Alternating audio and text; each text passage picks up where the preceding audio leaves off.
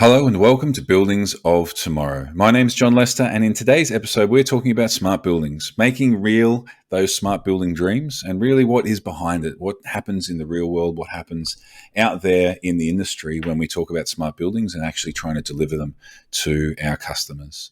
I'm joined today by Matt Silvester. He's a director at Meinhardt in Thailand. I'm really excited about him joining us from this part of the world and to really give us some insight into the region. Matt, thanks so much for joining us. Okay, thank you, John. Pleasure to be here. It's a pleasure for us to have you as well. Let's dive straight in. We're talking today about smart buildings. Smart buildings is somehow a term that means a million things to a million different people. So let's start there. What's a smart building and how do you define that? Smart building, it's a good question. It's probably my favorite one. Exactly. It means if you ask 10 different people in the industry, developers, designers, consultants, they'll all give you a different answer what a smart building is. My favorite kind of engineering speak is that a smart building is a system of systems. In a typical building, you've got lighting systems, you've got access control systems, you've got ventilation, air conditioning systems, and they don't really talk to each other. You have a controller or an operator that controls them individually, but not as one. So a system of systems would be when you have some kind of an AI or some kind of management system that would allow these systems to talk to each other and optimize those systems, and then bringing it one step forward to making a better user experience. So making information available to people so they know the environment they're in. But I mean that's a very broad sort of view of what smart might be. Some people think that smart buildings should be like the Starship Enterprise. And some people think that having face recognition on their access control system is smart. So really, it's how long's a piece of string. There's a new system of certification coming out, which here at Meinhardt Thailand, and in Thailand actually in general, there's this new certification system coming out, which is similar to like LEED or these other building certification systems, which levels the playing field a bit. So we're excited to see that coming on stream, and it brings into question what is a smart building. And smart is not just about the technology; it's about how user friendly is a building. Is it smart for people? Is it intuitive? And this new certification system is great for that. Should I plug them? Wired Score, Smart Score. They're doing this system, as I say. We're quite excited about that because it really starts to put a framework on what smart is and should be. Yeah, absolutely. And in the end, if we take a step back and we talk about what are we trying to achieve, what's the point of a smart building in inverted commas? It's not supposed to be smart for smart's sake. It's supposed to be smart so that we can operate it better. So it's better for the people that use it. So it's more intuitive to deliver the expectations, the function that it's supposed to do. And that's exactly what you're talking about. And maybe give me a little insight, because certification is one of those big steps as an industry whenever new technologies or new expectations come along. Certification, regulation, whatever it might be, some way for us to take a step back and make a very complex and multifaceted topic easier to understand with a LEED score, with a wired score, with a Fitwell score, something like this. So from your perspective, you say you're excited about that. How do you see that finding traction in the market? Is that something that you and other colleagues across different companies across different parts of the industry are also getting their teeth into? For sure, yeah. I mean, we're an early adopter. It's the certification system in Thailand is being rolled out. It's being launched in February or March of next year. I believe that's the launch date. I mean, it's been up and running in the UK, in the US, maybe in Australia. I'm not sure, but it's been up and running in several other geographies for quite a while, and they've got several hundred buildings certified and so on. Here in Thailand, a couple of our key clients have expressed interest in this, particularly office landlords. It's another way to differentiate their buildings. 10 years ago, 10 years ago in Thailand, about 10, 12 years ago in Thailand, LEED was a new thing. Everybody wanted a sustainable building, but no one knew exactly what it was, because it was a new thing. And, people are like, oh, solar panels, that makes a sustainable building. Well, not really. This is one piece of the puzzle. It's a small part of it. And similarly, it's good here for landlords to be able to benchmark their property and be able to say we've got a gold standard smart building, um, and it sorts the wheat from the chaff. So it will encourage landlords to actually invest a bit in the smart tech and in the systems, so they can get some recognition, and in an indirect way they can then monetize what they've invested in. The office market's very competitive, especially in the wake of COVID. Lots of big firms are downsizing, doing work from home on a part-time basis or on a full-time basis, and lots of our blue chip clients are reducing their leasable space from 6,000, 8,000, 10,000 square meters, and they're trimming it down to 2,000 square meters. You know, the workplace is becoming a place of culture rather than a place of work, for many industries. Maybe not for engineering. We're still a very hands-on integrated type business. We need that face-to-face contact, but many industries you don't need it to perform your work, but you do need to form bonds, and you do need to have a cultural, like a company culture. So I think smart buildings is a way to. It's about attracting tenants, but these days I think it's more about attracting the tenant's staff, because a tenant will only take a leasable space as big as he sees it. And if none of his staff want to come to work, well, then there's no point in having a big office space. But if they can say, well, we've got 200 people that want to come to work every day because they like the office culture, because they like, this wonderful smart building that we work out of, that attracts the staff to come in, which in turn means the tenant wants to take more space, which makes the landlord happy. So it's I think that's the way things are going. Yeah, absolutely. And I like that you brought in the conversation and the aspect there from the tenant and the tenants staff, because that's where I'd like to go with the next question is it's easy to say smart building, and it's also easy for your clients, for developers, for builders out there to say, hey, I want a smart building. But if we peel back the phrase smart building, what do they actually want? From your experience, what is it that they really need and they're actually going for when they say, I want a smart building? Yeah, so I think that's the difficult thing. They actually don't know what they want. I think a lot of people aim a bit too high, and then there's failure to launch, or failure to deliver, or failure to operate, and that kind of is perhaps putting a bit of a negative slant on the whole thing. We get people expecting or asking things like, can you have, I'm referring into an open plan office, we get people saying, can we have individual climate control for every person at their desk? Well, you could, but I would ask the question, do you really want that? Because, you have an open plan area with 10 people sitting in close proximity, and suddenly one guy wants to turn up the aircon. And then the guy next to him says, no, it's too cold for me, I want to turn it down. And then one of the girls chimes in and says, it was fine just as it was. So instead of creating more comfort, you might have increased thermal comfort for somebody, but then you've created some sort of a micro conflict between employees because I don't want to sit next to that person. They turn the aircon on too low. So I mean, I think a lot of this smart stuff that gets touted is unnecessary, and it's probably counterproductive. I mean, good things. Again, referring back to the idea of making the workplace attractive. There's some buildings emerging here in Bangkok. One of our recent projects is quite smart, should we say? It's the whole journey experience, the arrival experience. You arrive at the building reception, and the receptionist will ask you, who are you meeting today? What time is your meeting? And then she takes your photograph. And once your photograph is on the system, then they know who you are, they know where you are in the building, and the system is fully automated from there on in. So you go to a turnstile, and the turnstile tells you proceed to elevator F. You go to elevator F, and it automatically sends you to the 10th floor. And you get out of the elevator on the 10th floor, and there's a big LCD screen, and it says, "Welcome, Matt. You're here to meet John. You're at meeting room 4 on the left." And it's like, oh wow! So it's all this kind of virtual futuristic experience. There's an element there of, do you really want to be greeted by a machine? But nonetheless, it is a bit wow for people. It is impressive when you walk into that kind of building. You feel like you're in a modern building.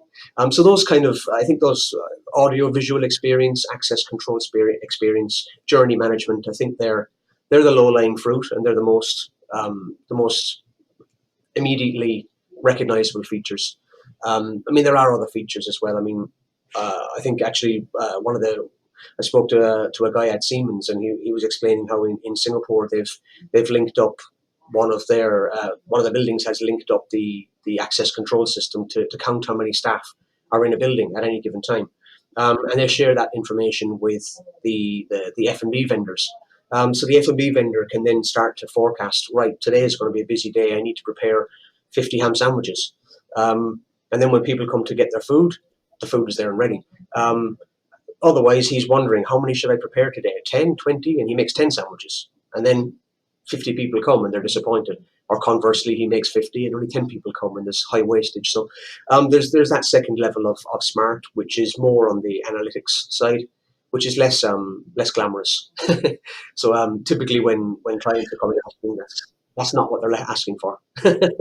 Maybe less glamorous, but it comes back to what you mentioned at the start. What's a smart building? And it's a system of systems, and it's sharing information between them and trying to find good ways to make decisions with the information that's already available. And maybe one of the good things and one of the interesting things that I also often have when we have these conversations is that information has been available for a long time. It's just we haven't been very good at using it. So it's taking that next step and getting connected and going through and then you do get to that kind of that more future experience, like you described, this guided experience that recognizes who you are, what you're doing, where you're going, and uses the building to improve that process compared to someone who would normally walk around, a little bit lost, a little bit confused, and have to ask people and stop people along the way. That's a great example, and maybe I'll trouble you for a few more because I think the use case is a really interesting one. When you're having these conversations, when you're planning and designing these smart buildings, what are some of the other applications that you see regularly, that you see as the really valuable ones, the clear demonstrations, let's call it, of why a smart building has value, why it's useful for us? Yeah, I mean, I think I suppose that's one of those questions, different opinions. But my opinion on things, I think CCTV access control. There's a lot of smarts can be attached to that. Whether it's crowd management, we're all coming out of the COVID era when there was panic and hysteria that there's too many people clustered in this area. You can use smart CCTV cameras to alert security guards to say, look, there's a crowd forming near the Starbucks, and that's not healthy. It's not in line with our COVID protocols. Similarly, if there's a protest or some kind of disturbance gathering, your cameras will notice that there's an unusually high number of people in this area and alert the building managers. I think the whole contactless entry to buildings, facial recognition, and journey management. Again, I think that's one of the good things. I think COVID is one of the things that's fresh in our mind. So it's and before COVID there was something else, and there was something else. There will be something in the future. So having a building wired to be able to adapt and be able to be somewhat responsive to various situations is always going to be a positive thing. You can use it as well from an energy efficiency point of view. There's CO2 sensors is now almost an old-fashioned way of monitoring air quality. But you can plug that into a smart system. You can cross-link that with CCTV and with visual crowd counting, that type of thing, to not just understand how many people you have now, but you can use smart analytics to forecast. Typically on Tuesdays the building is more busy than Wednesdays, so the chillers will come on 10 minutes earlier to get ready for the cooling load. It won't be right all the time, but it's right most of the time. And then conversely, lots of people are concerned about monitoring when people arrive. If you're talking about energy efficiency, you should be more concerned about when they leave.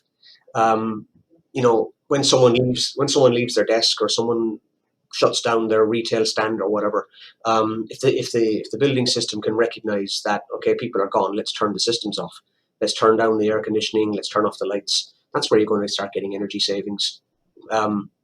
There's lots of ways you can optimize things. Car parking spaces, AI systems can learn when it's busy, directing people. A car park management system is it's a well-worn path that's been in place for 15, 20 years maybe. Little lights over the car parking spaces and a little screen as you drive in to say go to level 4.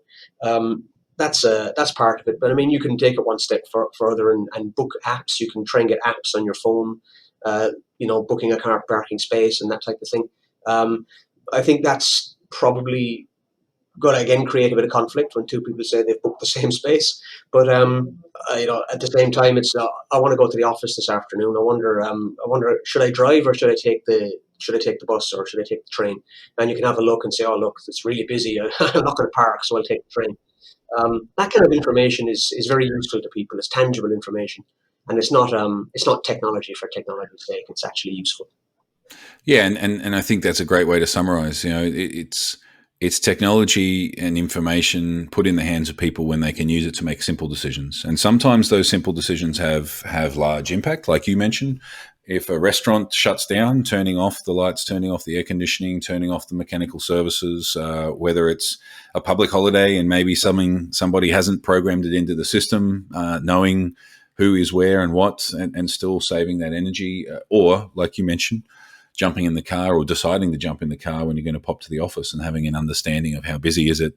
Or nowadays, like you mentioned, a lot of offices are going from 10,000, 8,000 square meters to 2,000, having an idea, is there even going to be a desk for me if I show up into the office? And then does that help me make the decision whether I make the trip to the office or not?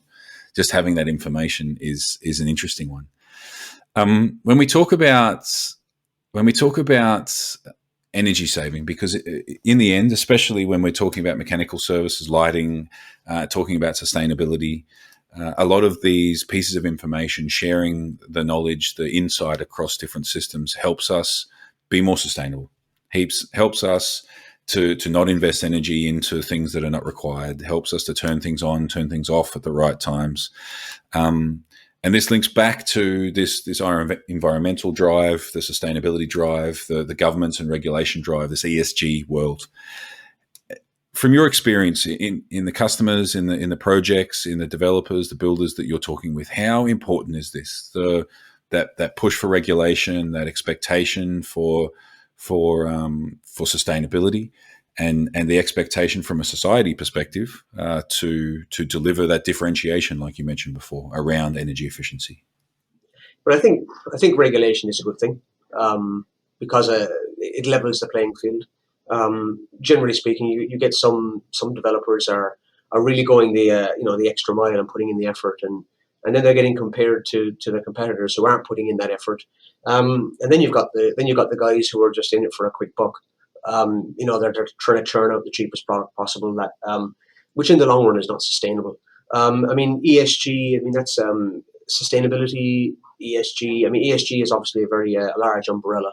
And a large part of ESG is the human factor, is equality in the workplace and all that type of thing, but also just quality of life, and the idea of it is to make lives better for people.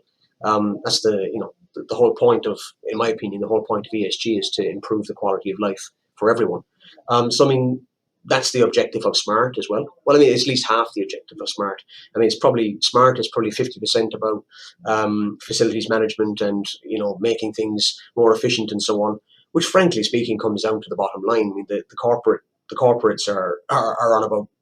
They're most concerned about how they can save money on energy, or how they can save money on maintenance.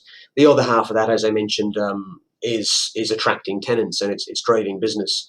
Nobody wants to be in an old building anymore. I think the whole thing is definitely interlocked.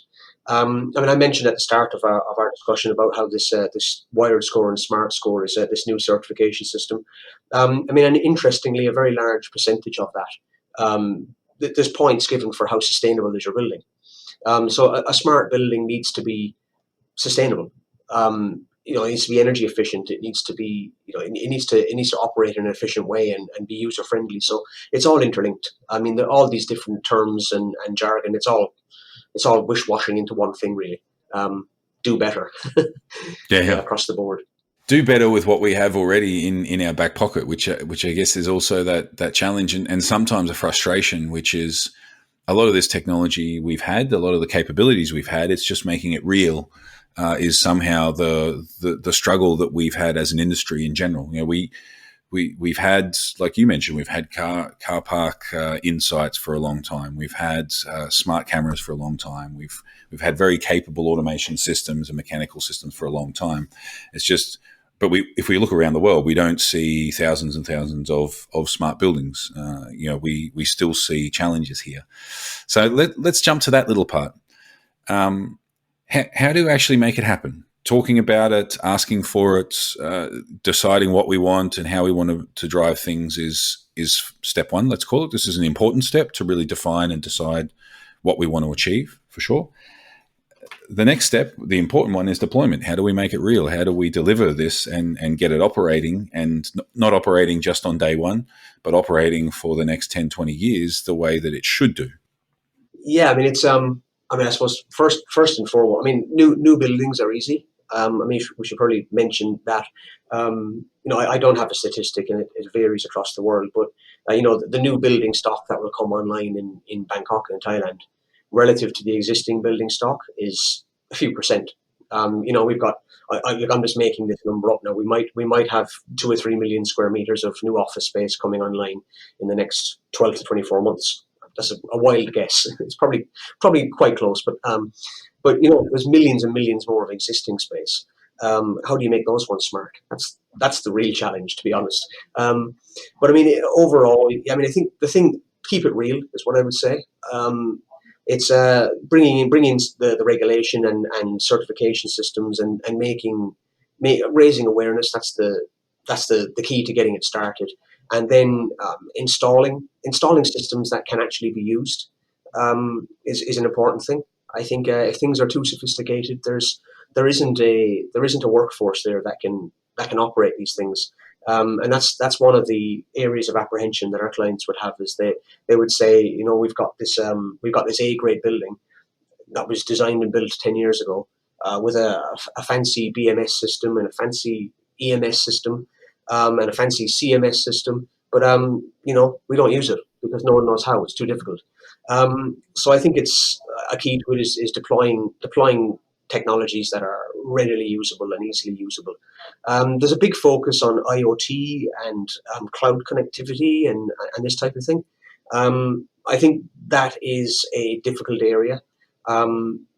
If you want to have a smart app on your phone that controls systems in your building, that's great. And then Apple release iOS 16.7 or whatever's next on the list, and then suddenly your app isn't compatible with your hardware anymore. So then you've got to go and do a bunch of upgrades to keep things relevant. And then there's a difference between the iOS and the Android system, and how do you deal with that? And so I think that's an area I'm in favor of should we say hardwired solutions that deliver practical physical results rather than the gimmicks, rather than the apps and that type of thing.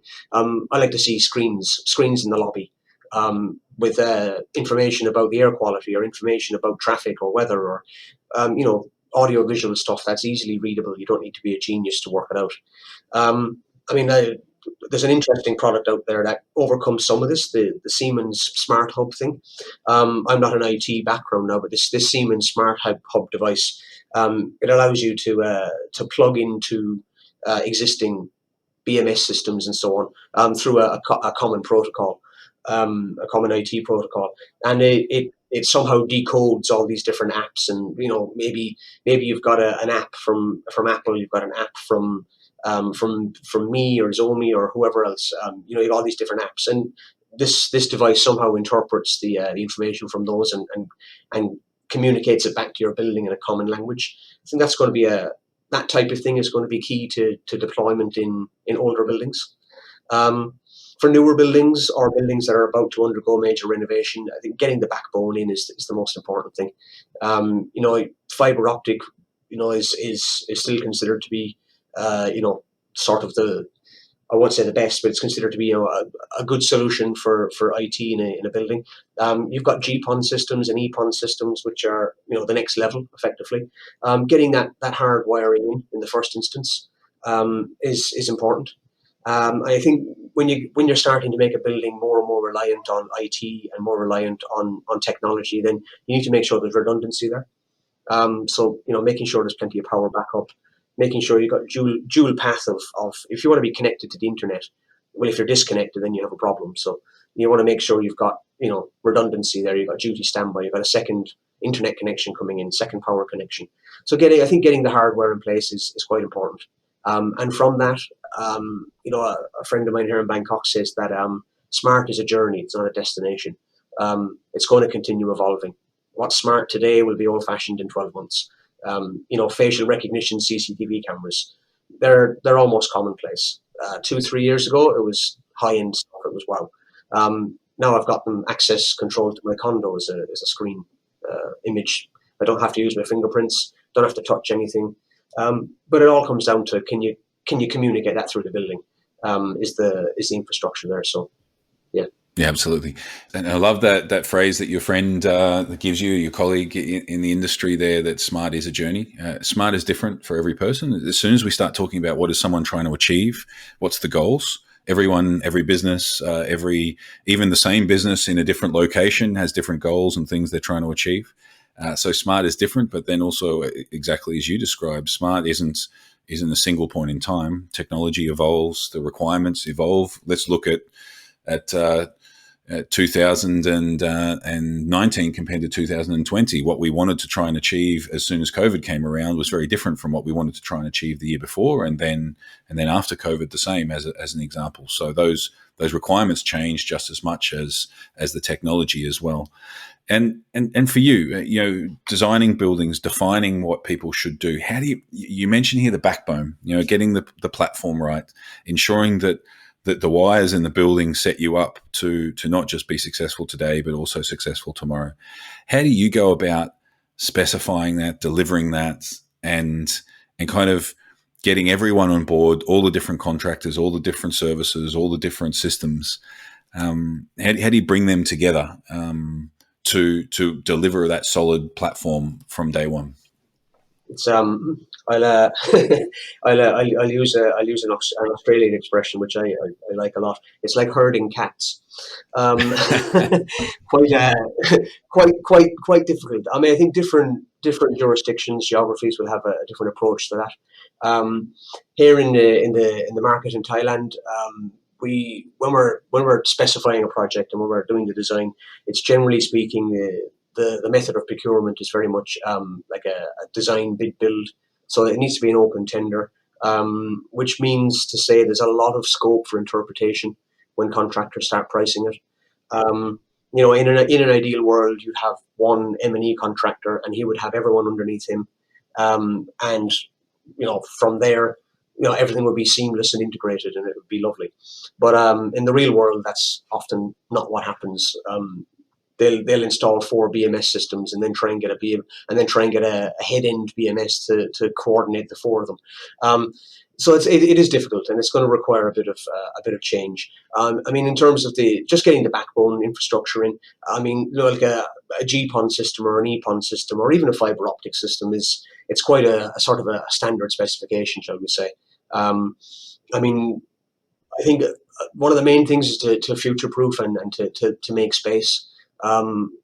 More often than not, architects and the people who are designing the form of the building are less keen to provide space for these technologies. But it is becoming more and more important. And going back to that thing about regulation, it's a good thing. If you want to have a building certified as a smart building, then it's prescriptive. You have to have X amount of square meters dedicated to space for technology. That's going to help things. So maybe you don't install it from day one, but you let the space there that it can be done in the future to make a building future ready. But I think having a good systems integrator is key to having a smart building, and I think that needs to be made clear to developers up front. It needs to be very clear to them what is their actual end goal and how do they hope to achieve it, and then it needs to be laid out to them that finally speaking, you're going to have to, if you want something more, you have to invest a bit more. You can't get more for less. Salesmen would like to tell you can, but in reality you can't.